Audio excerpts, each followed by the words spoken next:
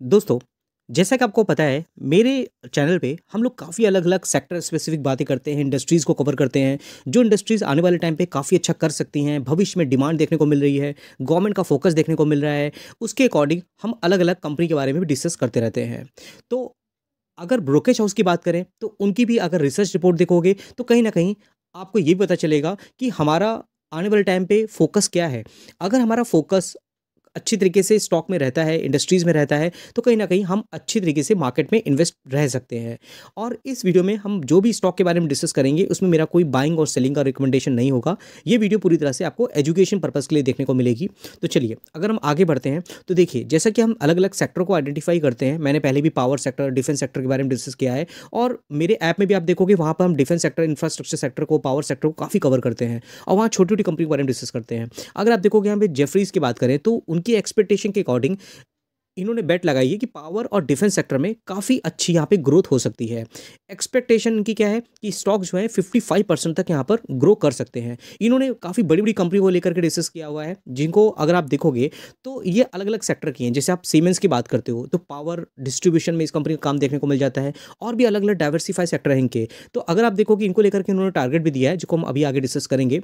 लेकिन ये कंपनी देखोगे 1% की यहाँ पे तेज़ी है और 5 साल का चार्ट देखोगे तो लगभग 300% तक रिटर्न बन रहा है। रीज़न क्या है? क्योंकि पावर सेक्टर में, डिस्ट्रीब्यूशन सेक्टर में बात करेंगे, तो इसमें कंपनी का काम है और काफ़ी अच्छी रिकवरी देखने को मिली है इन सब में। लेकिन ये सब कंपनियाँ क्या हैं? 2 लाख करोड़ की मार्केट कैपिटलाइज़ेशन है और अगर आप हमारे ऐप में जुड़ते हो, हमारे साथ आप मेरी वीडियोज़ देखते हो, आप यूट्यूब में भी देखोगे, तो हमेशा मैं क्या करता हूँ, माइक्रो कैप, स्मॉल कैप और मिड कैप क्वालिटी की कंपनी को कवर करता हूँ। रीज़न क्या है? आपके रिस्क के अकॉर्डिंग आप उसमें इन्वेस्ट रह सकते हो और काफ़ी बड़ी वेल्थ जनरेट कर सकते हो। लेकिन जो ये बड़ी कंपनियाँ होती हैं, अभी देखोगे यहाँ पर काफ़ी अच्छी रिकवरी तो हुई थी, रिटर्न बने, लेकिन जो रिटर्न बनने के बाद क्या है? फ्लैट परफॉर्मेंस आ रही है और इतनी बड़ी कंपनी जो होती है, उसमें क्या होता है? तेज़ी से होने के बाद रिटर्न बहुत ज़्यादा स्लो हो जाते हैं आने वाले टाइम पे। आप देखोगे ये कंपनी किसमें काम करती है, आप यहाँ देखोगे तो manufacturing industries, driven to process industries, intelligent infrastructure and buildings में कंपनी काम है।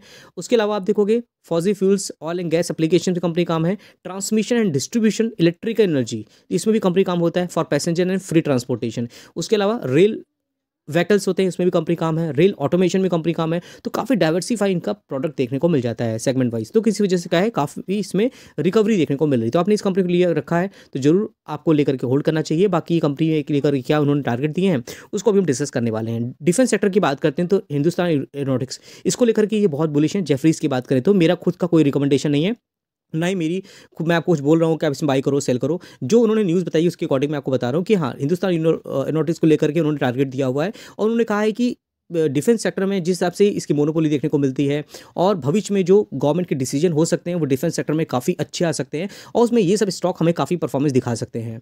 अगर आप देखो 1.5% की जो तेज़ी देखने को मिल रही है, 5 साल का चार्ट देखोगे तो ऐसे ही रिटर्न नहीं बन गए। जिन लोगों ने इसको होल्ड किया है, लॉन्ग टर्म तक पेशेंस दिखाया है, उनके रिटर्न बने हैं। अभी करेक्शन देख करके जो लोग डर गए हैं, वो कहीं न कहीं क्या होगा, बाद में रिकवरी होगी तो लगेगा कि अरे हमने गलत टाइम पे बेच दिया। आप देखो यहाँ से यहाँ तक 23% तक की गिरावट है। 2 लाख करोड़ की मार्केट कैपिटलाइजेशन इस कंपनी की। तो कहीं न कहीं डिफेंस सेक्टर में इस कंपनी का काम काफ़ी अच्छा है और बहुत सी छोटी कंपनियाँ भी हैं, प्राइवेट कंपनियाँ भी हैं, जो अगर आप देखोगे कि एचएएल उनका क्लाइंट आपको देखने को मिलता है। वो काफ़ी अच्छा काम कर रही है। कल मैंने एक वीडियो बनाया था अपने ऐप में डिफेंस सेक्टर को लेकर के, जिसमें मैंने कुछ प्राइवेट कंपनियाँ छोटी हैं जिनको डिस्कस किया था और बहुत कंपनियाँ ऐसी हैं जिसका एचएएल आपको क्लाइंट देखने को मिल जाता है। अब ये कंपनी क्या करती है? एयरक्राफ्ट, हेलीकॉप्टर होते हैं, रिपेयर करना, मेंटेनेंस करना और लाइट कॉम्पैक्ट एयरक्राफ्ट होते हैं, उसमें भी कंपनी का कामकाज है। अगर डिफेंस सेक्टर में गवर्नमेंट को रिक्वायरमेंट होगी कि एयरक्राफ्ट चाहिए, लाइट कॉम्पैक्ट अगर हेलीकॉप्टर की रिक्वायरमेंट होगी तो एचएएल का नाम सबसे पहले आता है। लेकिन एचएएल की बात करें तो ये अकेले कोई चीज़ों को मैन्युफैक्चर नहीं करता।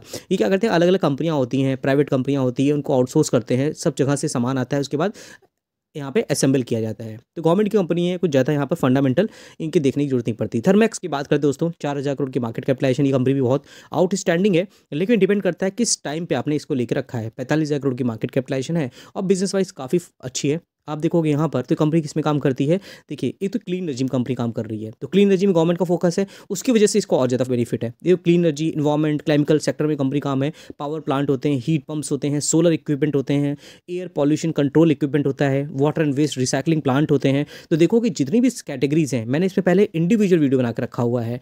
वाटर रिसाइकलिंग की बात करें और आप देखोगे पावर की बात करें, सोलर इक्विपमेंट की बात करते हैं, वाटर सप्लाई की बात करते हैं, ऐसी बहुत सी कंपनियाँ हैं जो इंडिविजुअल काम कर रही हैं, लेकिन ये आपको कॉम्बो देखने को मिलेगा एक ही जगह पे।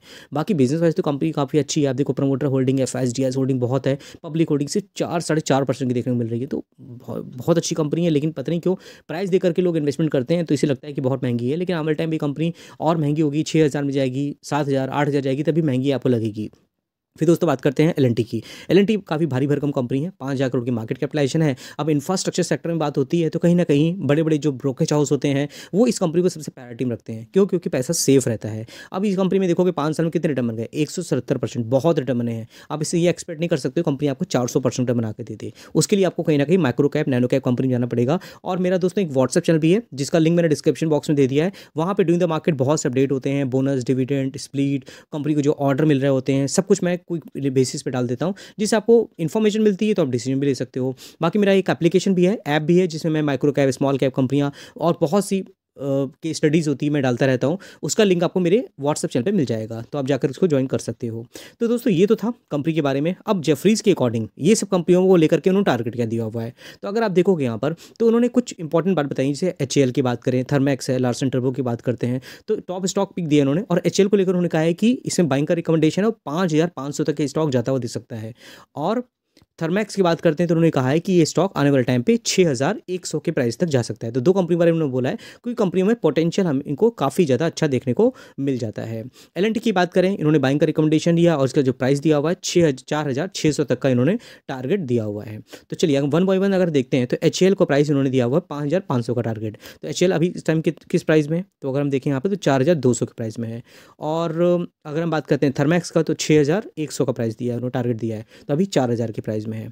वहीं अगर हम बात करते हैं एल की तो 3,700 के प्राइस में है, और इन्होंने इसको लेकर के कितना टारगेट दिया हुआ है, तो नीचे आएंगे तो हमें देखने को मिलेगा 4,600 का टारगेट दिया हुआ है। अब यहाँ पे जो बेनिफिट उन्होंने बताया है सीमेंस को लेकर के, तो उन्होंने कहा है कि पावर ट्रांसमिशन डिस्ट्रीब्यूशन में कंपनी काम कर रही है, जिस मैंने आपको बताया कि पावर ट्रांसमिशन डिस्ट्रीब्यूशन में जो भी कंपनियां काम कर रही हैं भविष्य में बहुत बेनिफिट है। और जो इसमें जो सप्लाई करते हैं, इसमें बहुत से प्रोडक्ट होते हैं, जो ट्रांसफार्मर होते हैं, स्विचेस होते हैं, तो इसमें जो प्रोडक्ट बनाने वाली कंपनियां हैं उसमें भी काफ़ी अच्छी रिकवरी हो सकती है। उसके अलावा देखोगे थर्मैक्स, इसमें देखोगे इनका जो फोकस है क्लीन एनर्जी में है, इसकी वजह से इसको बेनिफिट मिलता हुआ दिख सकता है। एचएएल की बात करते हैं तो आने वाले 5 साल में ही कंपनी काफ़ी अच्छा काम कर सकती है। वैल्यूएशन की बात करते हैं तो वो सब भी इसका काफ़ी अच्छी तरीके से एडजस्ट होता हो सकता है। एल की बात करते हैं तो इन्वेस्टर की जो एक्सपेक्टेशन है तो उसके अकॉर्डिंग ही कंपनी काफ़ी अच्छी तरीके से डिलीवरी दे सकती है। तो ये सब चीज़ें इन्होंने बताई हैं। बाकी देखिए इसका मतलब ये नहीं होता है कि आप इसके बारे में जान करके बाई करो, सेल करो, ऐसा कुछ भी नहीं होता। आपको कंपनी के बारे में अपडेट रखना होता है। अगर आपने इन सब कंपनी में इन्वेस्टमेंट करके रखा है, मुझे कमेंट बॉक्स में जरूर बताइएगा। और अगर आप इन्वेस्टमेंट करने को सोच रहे हो तो आपको खुद भी रिसर्च करनी होती है और अपने रिस्क के अकॉर्डिंग कंपनी को बारे में पढ़ना होता है। तो अगर आप micro cap, small cap company को लेकर के ज़्यादा बुलिश हैं तो मेरे ऐप में जा सकते हैं। अगर आप लार्ज कैप कंपनी में इन्वेस्ट करना चाहते हैं तो ज़रूर आप इन सब कंपनी के बारे में पढ़ सकते हैं। तो ठीक दोस्तों, फिर मिलते हैं नेक्स्ट वीडियो में, तब तक के लिए थैंक यू।